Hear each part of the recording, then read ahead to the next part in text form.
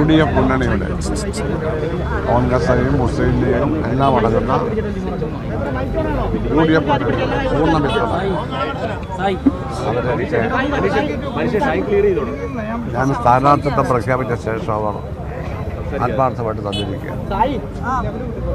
അവരുടെ എല്ലാം മുൻകൈയോടുകൂടിയാണ് ഈ മത്സരം നടക്കുന്നത്. നോമിനേഷൻ കൊടുക്കാൻ പോകുന്ന ഈ പ്രകടനവും അങ്ങനെ തന്നെയാണ്. നോമിനേഷൻ 12:50 കൊടുത്തു കഴിഞ്ഞാൽ ഒരു റോഡ് ഷോ ഉണ്ടെന്നാണ് സംഘാടകർ പറഞ്ഞിട്ടുള്ളത്. അതിൻ്റെ കാര്യങ്ങളൊക്കെ സംഘാടകർ അവിടെ അനൗൺസ് ചെയ്യും. തീർച്ചയായിട്ടും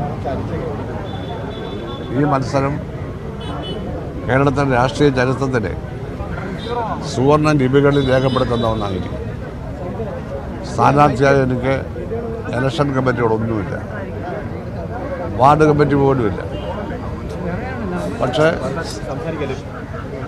UDFൻ്റെ എനിക്ക് പിന്തുണ UDFൻ്റെ കമ്മിറ്റികളൊക്കെ അവിടെയുണ്ട്. അവരെല്ലാം അതിനുവേണ്ടി പ്രവർത്തിക്കുന്നുണ്ട്. പക്ഷേ എനിക്കായി ഞാനൊരു കമ്മിറ്റി ഉണ്ടാക്കില്ല. അതുപോലെ തന്നെ ജയിച്ച് അസംബ്ലിയിൽ ചെന്നാൽ ഈ തരത്തിലുള്ള പൊതു വികാരങ്ങളാണ് നമ്മൾ പ്രയോജനപ്പെടുത്തുന്നത്. എല്ലാവരെയും ഒരുപോലെ കാണുന്നു. മുമ്പ് ഞാൻ 15 തവണ MLAയും 2 തവണ മിനിസ്റ്ററുമായിട്ട് ഈ മണ്ഡലത്തിൽ നിന്ന് പോയപ്പോഴും എങ്ങനെയാണോ എല്ലാവരോടും പെരുമാറിയത് അങ്ങനെ തന്നെയായിരിക്കും പെരുമാറുന്നത്. വികസന പ്രവർത്തനത്തിന് യാതൊരു രാഷ്ട്രീയവുമില്ലാതെ തെളിയിച്ചത് ആ 15 വർഷമാണ്. അത് ഇനിയും അതിനേക്കാൾ ഭംഗിയായിട്ട് മുന്നോട്ട് പോകും. അതുകൊണ്ട് കൂടുതൽ സംസാരിക്കുന്നില്ല.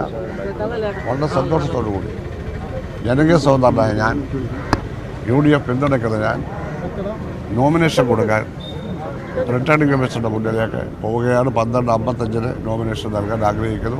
എല്ലാവരുടെയും പിന്തുണയും ആശീർവാദവും സ്നേഹവും ആശംസയും എല്ലാം അഭ്യർത്ഥിച്ചുകൊണ്ട് നന്ദി പറഞ്ഞുകൊണ്ട് അവസാനിപ്പിക്കുന്നു.